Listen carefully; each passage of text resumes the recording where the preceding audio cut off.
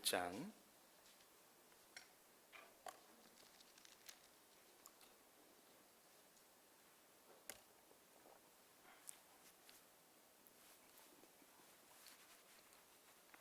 마태복음 1장 1절부터 17절까지의 말씀을 한 절씩 교독하시겠습니다. 마태복음 1장입니다. 교독하겠습니다. 아브라함과 다윗의 자손 예수 그리스도의 계보라. 아브라함이 이삭을 낳고 이삭은 야곱을 낳고 야곱은 유다와 그의 형제를 낳고 유다는 다말에게서 베레스와 세라를 낳고 베레스는 헤스론을 낳고 헤스론은 람을 낳고 람은 아미나답을 낳고 아미나답은 나손을 낳고 나손은 살몬을 낳고 살몬은 라합에게서 보아스를 낳고 보아스는 룻에게서 오벳을 낳고 오벳은 이세를 낳고 이새는 다윗의 왕을 낳으니라. 다윗은 우리아의 아내에게서 솔로몬을 낳고 솔로몬은 르호보암을 낳고 르호보암은 아비야를 낳고 아비야는 아사를 낳고 아사는 여호사밧을 낳고 여호사밧은 요람을 낳고 요람은 우시아를 낳고 우시아는 요담을 낳고 요담은 아하스를 낳고 아하스는 히스기야를 낳고 히스기야는 므낫세를 낳고 므낫세는 아몬을 낳고 아몬은 요시야를 낳고 헤브론으로 사로잡혀 갈 때에 요시아는 여고냐와 그의 형제들을 낳았니라. 바벨론으로 사로잡혀 간 후에 여고냐는 스알디엘을 낳고 스알디엘은 수룹바벨을 낳고 스룹바벨은 아비옷을 낳고 아비옷은 엘리야김을 낳고 엘리야김은 아소르를 낳고 아소르는 사독을 낳고 사독은 아킴을 낳고 아킴은 엘리웃을 낳고 엘리옷은 엘르아사를 낳고 엘르아사는 mat단을 낳고 mat단은 야곱을 낳고 야곱은 마리아의 남편 요셉을 낳았으니 마리아에게서 그리스도라 칭하는 예수가 나시니라. 함께 읽습니다. 그런즉 모든 대수가 아브라함부터 다윗까지 14대요 다윗부터 바벨론으로 사로잡혀 갈 때까지 14대요 바벨론으로 사로잡혀 간 후부터 그리스도까지 14대더라. 아멘. 오늘도 주님의 보좌 앞으로 나오신 성도님들에게 하나님의 은혜와 평강이 함께 하시기를 축원드립니다. 전국이 비 피해로 큰 시름을 하고 있습니다. 이 장마비가 전국 곳곳을 돌아다니며 큰 수해를 일으키고 있는데요. 우리 성도님들 안전하게 이렇게 얼굴 보게 되어서 너무 감사하고요. 또 비 피해로 인해서 신음하는 이 땅에 있는 모든 백성들이 하나님의 은혜가 가득하기를 축원해 봅니다. 오늘부터 유초등부 또 유치부 청년부까지 다 이제 같은 본문으로 설교가 진행이 되어집니다. 그리고 이제 가정에서 부모님들이 자녀들에게 성경 공부를 가르칠 수 있도록 도구가 보내지게 되었는데요. 우리 성도님들 자녀를 키우고 있다면 이 설교 들으시고 또 아이들과 함께 설교를 나누시면 좋을 것 같습니다. 오늘 설교 시작해 보도록 하겠습니다. 우리 성도님들 질문 한번 해볼게요. 성도님들 당신은 누구이십니까? 다른 질문으로 나는 누구인가요? 예전에 4대 성인으로 불렸던 소크라테스가 내 자신을 알라 이렇게 질문하지 않았습니까? 내 자신을 알라. 세계에서 가장 유명한 분이 내 자신을 알라고 권면하였다면 내 자신을 아는 것, 내가 누구인지 안다는 건 매우 중요한 질문인 것 같습니다. 그런데 그런 생각도 들어요. 굳이 내가 나를 알 필요가 있는가? 내가 누구인지 그렇게 애써서 알아야 되는가? 나는 나지 이런 생각을 할 수도 있습니다. 그런데 왜 소크라테스를 비롯한 많은 사람들이 내가 누구인지 알아야 되는가를 왜 요구하고 있을까요? 이것을 좀 전문 용어로 정체성이라고 하는데요. 내가 누구인지 왜 이것을 알라고 요구하는가? 그 이유는 어떤 객체의 특성과 그리고 그 본질을 알 때에 그것을 활용하고 목적대로 사용할 수가 있습니다. 그래서 나라는 존재가 누군지 알아야지 내 인생의 방향과 목표를 정할 수 있는 중요한 질문인 거죠. 그래서 내가 누군지 아는 건 인생의 시작점이라고 할 수 있습니다. 그래서 우리 성도들이 내 자신이 누구인가를 점검해 볼 필요가 있는 것입니다. 예를 들어볼게요. 이 물건이 무엇인지 성도님들 한 절반은 아시고 절반은 모를 것 같은데 이 물건이 무엇일까요? 맞습니다. 목베개입니다. 그렇죠? 이 정체성을 알고 있어요. 목베개예요. 그런데 우리 성도님들 이 목베개를 안다면 어떻게 사용해야 하는지도 아셔야겠죠. 다음 두 그림 중 어떻게 사용해야 될까요? 목베개를 뒤로 해야 될까요? 앞으로 해야 될까요? 이거는 잘 모르실 거예요. 만든 사람의 의도를 모르니 많은 분들이 비행기나 고속버스를 타면 목베개를 뒤로 합니다. 그런데 이걸 개발하신 사람은 목베개를 앞으로 하도록 개발했습니다. 예. 근데 아무도 앞으로 안 하죠. 그래서 고개가 앞으로 숙여질 때 무게가 26kg에서 27kg래요. 우리가 머리통이 머리 두개골이 엄청 무거운 거죠. 그래서 앞으로 이게 숙여지면 이 경추에 무리가 가기 때문에 앞으로 숙여지지 않도록 앞으로 되도록 개발이 된 거래요. 예, 교회 나오기 잘하셨죠. 예, 이거는 그래도 많이들 아세요. 다음 물건은 정말 모를 겁니다. 예, 잘 모르시죠. 제가 이거 하나 갖고 있어요. 이렇게 생겼어요. 예, 막 핀셋처럼 생겼는데 뭐에 쓰는 물건일까요? 일본에서 개발했는데요. 예, 이거는 콧덜 깎기입니다. 예, 보여드릴게요. 예, 이렇게 코에 넣어서 코트를 깎는 거예요. 예, 제가 이거 부산에 몇 년 전에 놀러 갔다가 국제시장에서 꽃분이네에서 이걸 샀어요. 예, 이게요 무려 2만 원이에요. 엄청 비싸요. 티타늄으로 만들어져서 아주 튼튼합니다. 여기에 제 코털이 좀 묻어 있긴 한데 다음에 한번 써보시고 싶은 분들 예배 후에 저희가 오시면 좋겠습니다. 예, 제가 이제 말씀드리는 게 어떤 물건의 정체를 정확히 알아야지 그것을 사용할 수 있는 방향성이 생기게 되는 것이죠. 그래서 내가 누구인지를 안다는 건 굉장히 중요한 질문입니다. 내가 누구인지 알아야지 내 삶을 어떻게 살고 어떤 방향으로 갈지가 결정이 되기 때문이죠. 오늘 본문은 우리가 잘 알고 있는 예수님의 족보입니다. 그래서 어떤 분들은 이 마태복음 1장을 산부인과 복음이라고도 이야기를 해요. 낳고 그래서 산부인과 복음이라고 하는데 이름을 참 잘 지은 것 같아요. 오늘 그 예수님의 족보는 14대로 3개가 나누어져 있습니다. 아브라함부터 다윗, 그리고 다윗부터 포로기까지, 그래 포로기에서부터 예수님까지 14대씩 끊어서 이야기를 하고 있어요. 그 사이에 어떤 그 다른 그 족보가 껴질 수도 있지만 마태복음은 특별히 14대로 나누었습니다. 이 14이라는 숫자가 히브리 언어는 알파벳마다 숫자가 이제 의미하고 있는데 이 다윗을 이야기할 때 다윗의 글자를 합치면 14가 나와요. 그래서 14대로 끊음으로 다윗의 후손임을 보여주는 중요한 상징적 메시지도 이 안에 담겨져 있습니다. 족보를 이야기한다는 것은 그 사람의 과거의 역사를 통해서 그 사람이 누구인지, 내가 누구인지를 알려주는 중요한 의미가 담겨져 있죠. 그래서 마태복음 1장은 예수님이 누구인지 족보를 통하여 명확하게 보여주고 있습니다. 그래서 예수님이 누구인지를 알게 되어지면 자연스럽게 내가 누구인지도 발견하게 되어집니다. 그러면 이 부분 한번 살펴보도록 하겠는데요. 우리 그 성도님들 내가 누구인지 어떻게 알 수 있을까요? 내가 누구인지를 아는 것이 중요하다면 내가 누구인지 어떻게 알 수 있을까? 보통 내가 누구인지 어떻게 아는 방법은 2가지가 있습니다. 첫 번째는 외부로부터 나를 평가해서 내가 누구인지 아는 거예요. 2번째는 내 스스로 나를 누구인지 발견하는 것이죠. 퍼센테이지로 굳이 따진다면 외부로부터 자기를 발견하는 사람들이 경우가 한 60%쯤 된다고 하고요. 내 스스로 내가 누구인지를 발견하려 하는 사람이 한 40%쯤 된다고 합니다. 외부로부터 나를 어떻게 하는가? 내가 갖고 있는 직업, 사람들이 나를 뭐라고 이야기하는지, 내가 어디 출신이고 어느 학교를 다녔고 외부의 조건들로 내가 규정이 되는 거예요. 그래서 사람들이, 친구들이, 이웃들이, 직장에서 부모님들이 내가 누구인지 이야기하면 그것이 곧 나의 정체성으로 받아들이는 사람들이 있다는 것이죠. 그러다 보니까 외부로부터 내가 어떻게 평가되는가로 나를 규정하다 보니까 내 삶의 방향이 외부로부터 내가 어떻게 평가되는가로 흘러가는 거예요. 내가 어떻게 평가되고 있는가? 다른 사람들이 나를 뭐라고 생각하는가? 이렇게 생각하는 사람들이 대한민국에 한 60%쯤 된다는 거예요. 저도 그랬고 우리 성도님들도 대부분 그럴 거예요. 교회는 특별히 더 이런 분들이 많이 오는 것 같아요. 내가 그 사람들에게 어떻게 비춰지는가? 사람들은 나를 뭐라고 생각하는가? 이런 고민들을 많이 하는 거죠. 그러다 보니 내 삶의 방향이 다른 사람들이 원하는 방향으로, 다른 사람들에게 평가받는 방향으로 내 삶이 움직여지는 때가 많이 있습니다.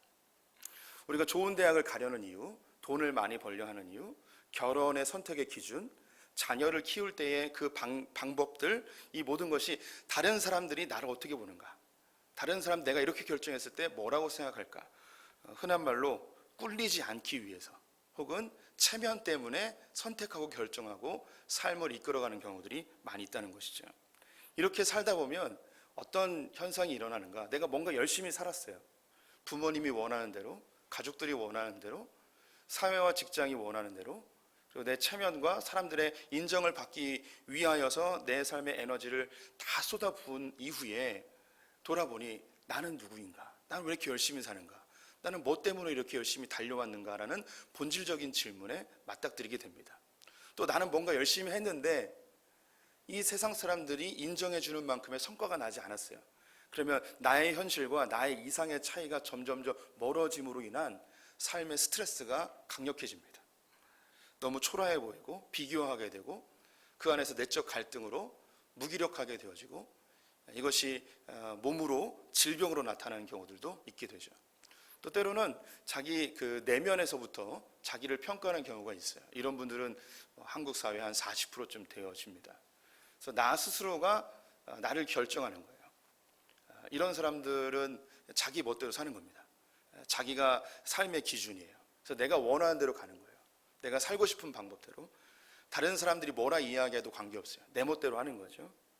이런 사람들은 우리 성도님들 집안에 꼭 한 명씩 있죠.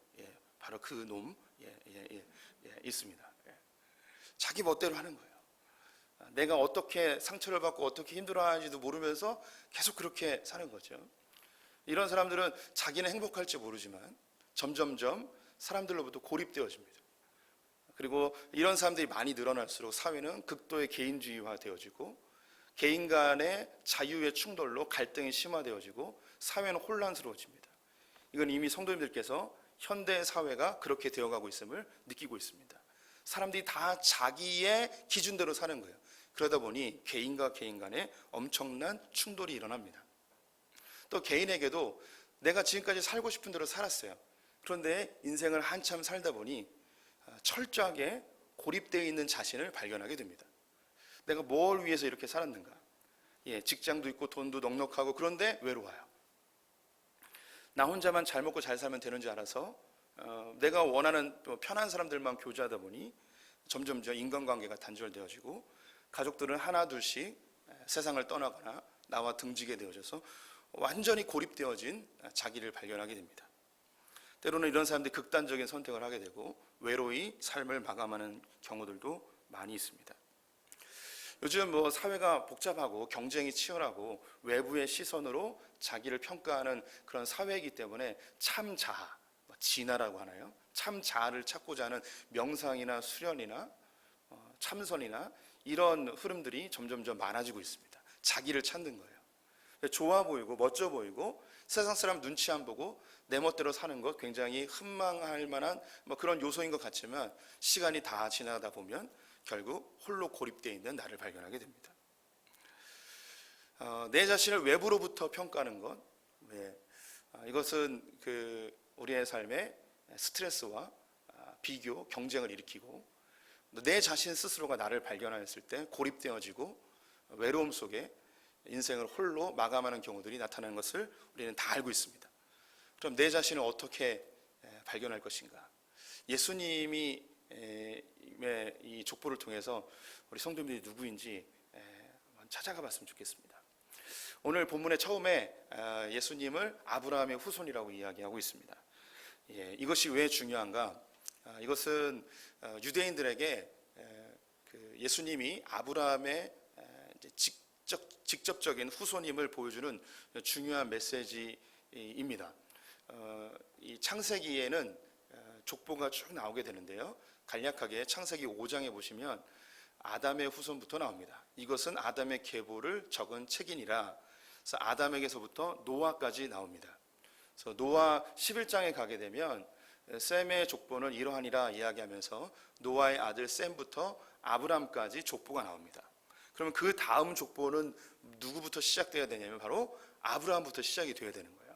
그래서 오늘 본문에 아브라함의 후손 예수 그리스도가 나오는 거죠. 아브라함부터 예수까지, 즉 아담부터 시작되어진 노아까지 그리고 아브라함 그 다음에 예수로 이어지는 유대인들에게는 너무나 중요한 족보가 이 안에 담겨 있습니다. 근데 이 아브라함이 유대인들에게 예수님이 아브라함의 후손이라는 것 우리에게는 그렇게 크게 다가오지 않습니다. 하지만 아브라함에게 하신 하나님의 언약의 성취로 예수님이 오셨어요. 이것은 함께 읽어봤으면 좋겠는데 창세기 22장 함께 읽겠습니다. 내가 네게 큰 복을 주고 내 씨가 크게 번성하여 하늘의 별과 같고 바닷가의 모래와 같게 하리니 내 씨가 그 대적의 성문을 차지하리라. 또 내 씨로 말미암아 천하 만민이 복을 받으리니 이는 내가 나의 말을 준행하였음이니라 하셨다 하니라. 네, 하나님께서 아브라함에게 내 씨로 너의 후손 중에 한 사람을 통해서, 여기서 씨는 복수로 되어 있지 않고요, 단수로 되어 있어요. 그래서 네 후손들이 아니라 하나님께서 아브라함을 통하여 탄생시키는 특정한 한 후손을 통해서 천하 만국이 복을 받게 하겠다는 약속을 해 주십니다. 이 씨, 바로 이 아브라함의 후손이 바로 예수 그리스도입니다. 이 언약의 성취는 매우 중요한 의미를 갖고 있습니다. 이것은 성경 전체를 훑어야 되는 중요한 내용이긴 한데요, 간략하게 말씀드리면 하나님이 아담과 하와를 창조하셨습니다. 아담과 하와를 통해서 하나님의 통치가 이루어지는 하나님의 나라를 이루고 싶어 했습니다.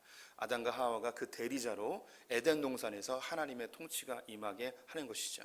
하지만 선악과를 따먹음으로 하나님의 말씀, 하나님의 방법, 하나님의 질서가 아닌 사탄의 질서를 따르게 되므로 하나님의 나라에서 쫓겨나게 되어지죠.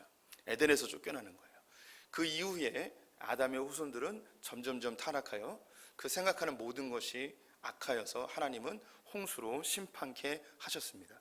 하지만 은혜를 받은 노아를 통하여 하나님은 새로운 인류를 만드셨는데요, 노아의 후손들 역시 니므롯이라는 영웅을 통하여서 다 하나님을 배반하고 대적하며 바벨성을 쌓기 시작합니다.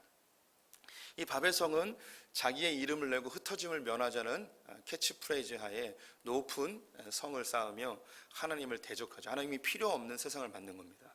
하나님께서는 하나님을 대적하는 이들에게 언어를 갈려서 더 이상 악을 도모하지 못하게끔 하였는데 그들은 하나님을 더 이상 섬기려 하지 않았습니다. 그때에 이 바벨성을 쌓는 그 무리들 가운데 한 사람을 택하죠. 그 사람이 아브라함입니다. 이 아브라함을 택하여 가나안 땅으로 보내서 이곳에서 새로운 나라를 만들게 하십니다. 그 나라가 무엇인가? 이스라엘이 아니고 하나님의 나라를 만들도록 한 거예요. 즉 지금까지는 성공과 안전을 위하여 자기의 이름을 내고 흩어짐을 면하기 위하여 바벨성을 쌓던 사람을 끄집어내서 하나님의 말씀, 하나님의 통치, 하나님의 질서가 임하는 하나님의 도성을 쌓도록 아브라함을 부른 것입니다. 그래서 아브라함이 믿음의 조상이 되어져서 조금씩 확장해가며 하나님의 나라를 만들어가기 시작하지요. 그래서 이 아브라함의 후손들은 이스라엘이 되었고 하나님의 은혜로 가나안 땅을 선물받게 되었습니다. 이곳에서 하나님의 질서, 하나님의 법, 하나님의 통치가 임하는 나라를 만들도록 명령을 받았습니다. 이 아브라함에게 하나님께서 부르실 때에 그 바벨론에서 살 때에 그 아브라함을 부르실 때 그에게 명확한 정체성을 알려줍니다. 창세기 12장 1절에서 3절 같이 읽어보겠습니다. 여호와께서 아브라함에게 이르시되 너는 너의 고향과 친척과 아버지의 집을 떠나 내가 네게 보여줄 땅으로 가라. 내가 너로 큰 민족을 이루고 네게 복을 주어 네 이름을 창대하게 하리니 너는 복이 될지라. 너를 축복하는 자에게는 내가 복을 내리고 너를 저주하는 자에게는 내가 저주하리니 땅의 모든 족속이 너로 말미암아 복을 얻을 것이니라 하시니라. 바벨론에 살고 있었던 아브라함을 선택하신 하나님께서는 이 아브라함에게 너의 정체성이 무엇인지 분명하게 알려줍니다. 너는 친척 아비집을 떠나라. 그곳에서 나와서 내가 너에게 새로운 삶을 줄 텐데 너는 모든 민족에게 복이 되어지는 복의 근원이 될 것이다. 너의 정체성은 복의 근원이다. 너를 통해서 세계 모든 민족이 복을 받을 것이다. 너의 존재의 가치를 알아라 하고 하나님께서 명령하십니다. 아브라함의 후손인 이스라엘이 가나안 땅에 들어갈 때에도 하나님은 이 이스라엘 민족의 정체성을 명확하게 알려줍니다. 출애굽기 19장 말씀 같이 읽어보겠습니다. 세계가 다 내게 속하였나니 너희가 내 말을 잘 듣고 내 언약을 지키면 너희는 모든 민족 중에서 내 소유가 되겠고 너희가 내게 대하여 제사장 나라가 되며 거룩한 백성이 되리라. 너는 이 말을 이스라엘 자손에게 전할지니라. 이스라엘의 정체성은 너는 내 소유다. 너는 내 것이다. 그리고 너는 이 세상에 대하여 제사장 나라이며 거룩한 백성이다. 정체성을 알려주고 있습니다. 그래서 가나안 땅에 들어가요. 가나안 땅에 들어갔지만 그들은 자기의 소견에 옳은 대로 삽니다. 그들이 자기의 정체성을 알았어요. 아, 우리는 하나님의 백성이구나. 하나님 우리를 건져주셨구나. 우리는 하나님께서 이 세상에 복을 주기 위한 거룩한 백성으로 삼으셨구나. 예, 여기까지는 알았어요. 자기의 정체성을 알았어요. 그런데 그들이 하나님의 방법으로 하나님의 질서대로 살지 못했습니다. 하나님의 질서대로 살지 않았다는 것은 그들의 정체성마저도 흔들렸다는 의미예요. 그래서 사사기에는 그들에게 왕이 없으므로 자기의 소견에 옳은 대로 살았다라고 기록하고 있습니다. 어디로 갈지 모르는 거예요. 어떻게 살아야 될지 모르는 거죠. 기준이 없는 거예요. 그래서 자기의 옳은 대로, 자기 멋대로, 자기가 생각하는 대로 그냥 살다 보니 세상은 엉망진창이 되었습니다. 그래서 그들 스스로도 고통스러워하고 신음하면서 우리에게 왕이 필요하다는 생각이 들었습니다. 이렇게 혼란한 세상에서 우리를 통치해줄, 우리를 구원해줄 어떤 존재가 필요하다는 것을 느끼게 됩니다. 그때 누가 나타나는가? 바로 다윗이 나타나게 되어지죠. 다윗은 어떤 사람인가? 하나님께서 너희를 선택하였고 너희를 거룩한 백성으로 삼았고 제사장 나라로 삼았고 하나님의 소유가 됐다면 너희가 그런 존재라면 어떻게 살아야 되는가? 너의 마음대로 너의 뜻대로 너희가 원하는 대로 사는 것이 아니고 하나님의 질서대로 하나님의 방법대로 왕이신 그분이 원하는 대로 살아야 돼라는 걸 알려주는 게 다윗이에요. 그래서 다윗이 중요한 인물이 됩니다. 이스라엘 백성들이 외부의 침략을 많이 받고 자기의 소산들을 빼앗기게 되자 왕이 필요하다고 사무엘에게 찾아가죠. 원래 이스라엘은 왕이 필요 없는 나라였습니다. 하나님이 왕이시기 때문이죠. 근데 하나님께서 왕을 허락해 줍니다. 왜 왕을 허락해 주는가? 이스라엘이 원했던 왕은 부강한 나라를 만드는 거예요. 군사적으로 경제적으로 튼튼한 나라를 만들어서 외부의 침입이 없이 안전하게 살고 싶은 욕구 때문에 우리도 전쟁 잘하는 그런 왕이 필요하다라고 호소한 것이죠. 그런데 하나님이 왕을 만들어줄 때는 부강한 나라를 만들기 위해 왕을 주신 게 아니에요. 성경에서 기록되듯이 왕이 없으므로 자기의 소견에 옳은 대로 살았어요. 그럼 자기의 옳은 소견대로 살지 않게 하기 위해서는 뭐가 필요하냐? 왕이 필요한 거예요. 하나님이 왕을 주신 이유는 이스라엘 백성들이 하나님의 말씀대로 살 수 있도록 모범을 보이고 하나님의 말씀을 받아 그 땅 가운데 통치자로 법을 만들어서 백성들이 잘 살게 하는 그 통로로 왕을 주신 거죠. 처음에 사울이 왕으로 세워졌지만 그는 버림받게 됩니다. 왜냐하면 하나님의 목적대로 살지 않았기 때문이죠. 사울은 우리가 생각하는 것보다 굉장히 괜찮은 왕이었어요. 전쟁도 잘해서 평화로운 나라를 만들었고요. 경제적으로도 굉장히 부유한 나라를 만들었습니다. 하지만 하나님께 버림받았어요. 왜냐하면 하나님이 왕을 세우신 목적은 부강한 나라가 아니라 백성들에게 어떻게 살아야 되는지 삶의 방향을 보여줘야 되거든요. 반대로 다윗은 흠이 많은 사람이었지만 하나님께 인정받았습니다. 왜냐하면 백성들에게 하나님을 의지하고 어떻게 살아야 되는지, 그리고 후대 왕들에게 왕이라면 어떻게 백성들에게 신앙의 모범을 보여야 되는지 그것을 잘 보여준 샘플이었어요. 그래서 하나님은 다윗을 택정하셔서 너의 이후로 이 왕들, 너의 왕조를 견고할 것이고 이 땅을 구원할 메시아를 네 가문에서 태어나게 할 것이다 약속하셨습니다. 우리 예레미야서 33장 말씀 같이 읽어보겠습니다. 여호와께서 이와 같이 말씀하시니라. 이스라엘 집의 왕 위에 앉을 사람이 다윗에게 영원히 끊어지지 아니할 것이며. 이스라엘은 아브라함을 통하여서 그들의 정체성을 발견합니다. 택하신 백성이고 복의 근원이고 하나님의 소유된 백성이라는 이 놀라운 사실을 받아들입니다.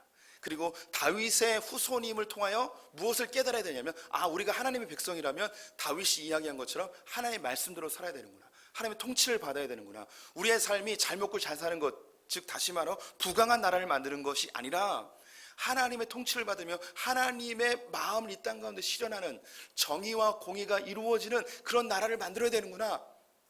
삶의 방향성이 정해지는 것이죠.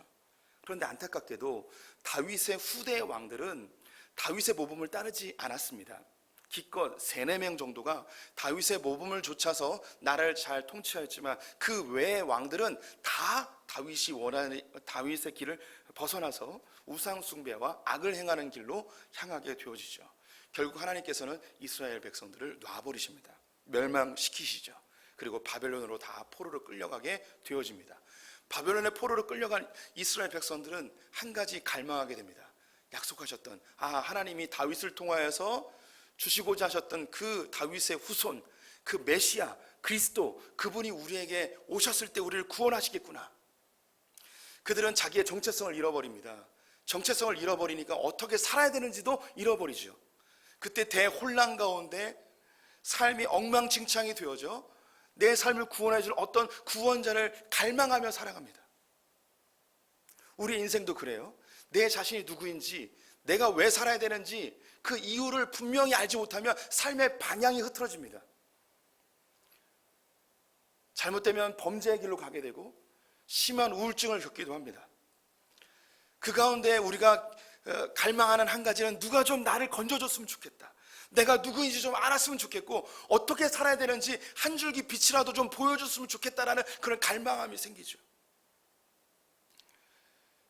그런 답답함 속에 예수라는 빛을 발견한 분들이 이 자리에 오신 겁니다. 예수가 바로 우리의 삶의 구원자이십니다. 이스라엘 백성들 자기의 정체성을 잃어버리고 나라를 잃어버리고 어떻게 살 방향을 잃어버린 그들에게 한 분의 구원자가 필요했는데 그분이 드디어 나타납니다. 마리아와 요셉을 통하여 예수 그리스도입니다. 그분의 이름이 자기 백성을 그들의 죄에서 건질 자이죠. 마태복음 1장 21절 말씀 같이 읽어보겠습니다. 아들을 낳으리니 이름을 예수라 하라. 이는 그가 자기 백성을 그들의 죄에서 구원할 자이심이라 하니라. 예수는 자기 백성을 구원하는 자입니다. 우리 성도님들이 살아가는 삶에서 예수가 우리를 구원해 내셨습니다. 어떻게 살아야 될지 모르는 답답함 속에서 우리를 건져주셨습니다. 어떻게 살지 모르는 그 헤매임 속에서 죄를 져서 이 죄로 인하여 두렵고 형벌받을까 답답했던 우리에게 예수 그리스도가 이 죄를 다 담당하심으로 우리에게 참된 자유를 주셨습니다. 우울하고 침울하고 암울했던 내 삶 가운데 빛으로 오신 그 주님이 내 삶에 희망을 주시고 기쁨을 주셨습니다. 그래서 우리가 이 자리에 앉아 있는 거죠.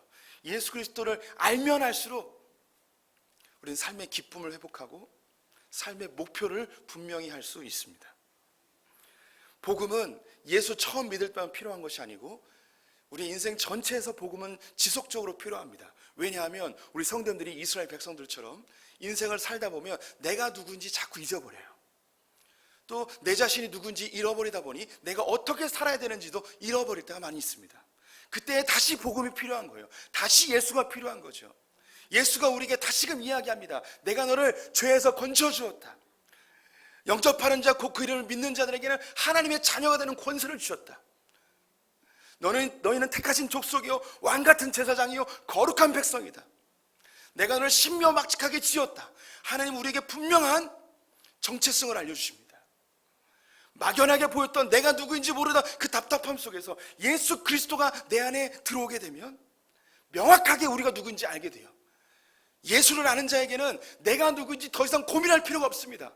가끔씩 헷갈릴 때는 있지만 다시금 정신 차리면 우리가 누군지 분명하게 알아요. 네, 맞습니다. 우리 성도님들은 하나님의 걸작품입니다. 하나님이 손으로 직접 빚으셨고 그 코에 생기를 불어넣어서 이 땅 가운데 하나님의 지상명령을 이루기 위하여 위임하신 하나님의 걸작품들이고 대사들이고 왕같은 제사장이고 하나님이 자기 독생자 아들을 핏값으로 주고 사실 하나님의 거룩한 소유들임을 우리 성도님을 잊지 않으셨으면 좋겠습니다. 우리의 정체성을 발견했다면 우리의 방향성도 분명해지는 겁니다. 내가 하나님의 백성이라면 하나님의 방법대로 살아야 하는 것입니다. 우리 예수 그리스도로 인하여 구원을 받았다면 말씀이 육신돼서 이 땅에 오신 예수 그리스도의 삶을 본받아 살아야 하는 것이죠. 나를 따라오려거든 자기를 부인하고 자기 십자가를 지고 따라오라고 하셨습니다. 우리가 이제 공부하는 이유, 돈을 버는 이유, 결혼의 기준, 자녀를 양육하는 기준, 내 삶의 모든 선택과 결정의 기준들은 더 이상 내 멋대로가 아니라 주변 사람들이 나를 어떻게 볼 것인가 외부의 시선에 의해 결정되는 것이 아니고 하나님의 나라와 영광을 위하여 결정하고 선택하게 되는 것이지요. 삶이 아주 명확해지는 거예요. 심플해지는 거예요. 매우 단순해지는 거예요. 스트레스가 사라지는 거예요. 갈등이 없어지는 거예요. 주의 영광을 위해서 손해를 감수하는 거예요. 상처받는 것 이제 더 이상 의미가 없어지는 거죠. 내가 누구인지 알고 나의 삶의 방향성이 명확해지면 그때부터 우리 인생은 완전히 달라집니다. 가끔씩 쓰러질 때가 있죠. 낙마할 때가 있어요. 그럼 그때 다시 우리의 구원자 되신 예수 그리스도로 인해서 다시금 회복되는 거예요. 그리고 또 내가 누구인지 다시금 명확하게 하고 또 한 걸음 한 걸음 주의 나라를 위해서 걸어가는 거죠. 이게 아름다운 예수의 복음이에요. 위대한 복음, 아름다운 복음. 이것이 나를 바꾸고 내 인생을 바꿉니다.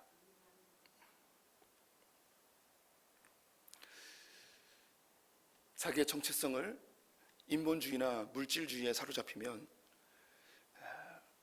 물질이 내 삶의 근원이라고 생각을 합니다. 원숭이가 진화되어 사람이 되었다고 이야기하는 사람들이죠. 내가 물질이 진화되어져 내가 되었다면 삶의 방향성도 뭐가 되냐면 물질이 되는 거예요. 더 강해져야 되는 거예요. 적자 생존, 약육강식이 되는 거예요. 강해져야만, 더 많이 소유해야만, 더 높이 가야만 내가 구원을 받는다고 생각을 해요. 내 인생이 풀린다고 생각을 하죠. 그래서 많은 사람들이 인본주의와 물질주의에 빠져 질환론에 빠져 그렇게 더 많이, 더 높이, 더 강해지려고 그렇게 애쓰면서 죽기 살기로 죄를 짓는 것을 아무렇지도 생각하지 않고 그렇게 살아가고 있습니다. 어떤 사람들은 상처로 시작한 사람도 있어요. 부모님의 실수나 혹은 어떤 잘못된 상처들이 자기 안에 깊이 내재되어 있는 사람들이 있습니다. 자기의 삶의 시작이 상처인 사람들은 목표가 이 상처를 치료하는 데 향해 있어요. 그래서 인생 전체를 어떻게 하면 이 상처를 치료할까? 여기에 매여 있는 사람들이 있습니다. 그들에게 구원은 이 상처가 없어질 때 구원을 얻는다고 생각을 해요. 나를 상처 준 사람들에게 더 큰 상처를 주기도 하고 상담이나 치료나 이런 것을 쫓아다니며 이 문제를 해결해 보려고 애를 씁니다. 잠시 잠깐은 마취약을 먹은 것처럼 치료가 되는 듯하지만 또 다른 상처가 나에게 오고 상처에 집착하다 보니 상처를 더 잘 받는 이상한 정체성을 갖게 됩니다. 유사한 상황이 되면 그 예전에 밑바닥에 있었던 그 상처가 다시 구정물처럼 일어나 내 삶 전체를 뒤집어 엎어버려서 완전히 엉망진창이 되어지는 상처에 사로잡힌 모든 사람들이 부담스러워하는 인생이 되어지기도 합니다. 어떤 사람은 분노로 인생을 시작하는 사람이 있어요. 자기의 정체성이 분노예요. 이 사람의 구원은 이 분노를 해결하는 게 구원입니다. 거칠어져요. 사람들이 무서워해요. 작은 일에도 이 분노를 쏟아내야만 자기에게 구원이 있기 때문에 보이는 족족 분노를 쏟아냅니다. 이런 사람들은 폭력적으로 변하거나 주변 사람들에게 엄청난 큰 상처를 주게 되어지죠. 어떤 사람들은 육체의 소욕으로 인생이 시작되어졌다고 생각하는 사람도 있어요. 이것은 플로이드 이후로 아주 많은 사람들에게 영향을 주고 있습니다. 성해방이라는 운동들도 다 여기에 해당이 되어지죠. 내가 태어난 게 부모님의 성적 욕구 때문에 태어났다고 시작하는 거예요. 그래서 인생 전체가 육체의 소욕으로 흘러갑니다. 그래서 이 성의 해방을 가져와야만 내 삶의 구원을 얻는다. 이 성적인 트라우마, 성적인 상처, 성적인 억압, 이 성적인 잘못된 이 에너지를 자유롭게 풀어줘야지 내 삶에 구원이 있다고 생각하는 사람들이 점점점 많이 늘어나고 있어요. 사실 저를 비롯해서 여기 계신 많은 분들이 이 성적 에너지가 잘못 발산돼서 내게 상처와 아픔이 있는 것을 많이 경험했을 거예요. 또 다른 사람의 성적인 잘못된 에너지가 나에게 침범하여서 내가 상처받는 경우들도 있죠. 이걸 해결해야 된다는 거예요. 이걸 좀 강력하게 이야기하는 게 오늘 현대사회에 이 성적 에너지를 해방시켜야만 자유를 얻는다고 이야기하는 사람들이 점점점 많아지기 때문이죠. 성적 에너지는 불과 같아요. 잘못 사용하면 큰 상처를 입을 수 있어요. 하지만 이것을 자유롭게 놔둔다? 그것은 온 천하를 다 불태워 버릴 수 있는 위험성이 있습니다. 이건 잘 관리되어져야 되는 거죠. 우리 성도님들, 내 정체성이 어디로부터 시작되느냐에 의해서 인생 전체가 달라집니다. 그것이 해결되어지면 내가 구원받을 것 같지만 진정한 구원은 그 안에 없어요. 우리의 참된 구원은 복음, 예수 그리스도 안에 있습니다. 이 예수를 더 깊이 알아가는 성도님들 되시기를 축원드립니다. 복음이 우리 성도님들을 이끌어가는 하나님 멋진 신랑 신부들 되시기를 축원드립니다. 우리 함께 찬양하겠습니다.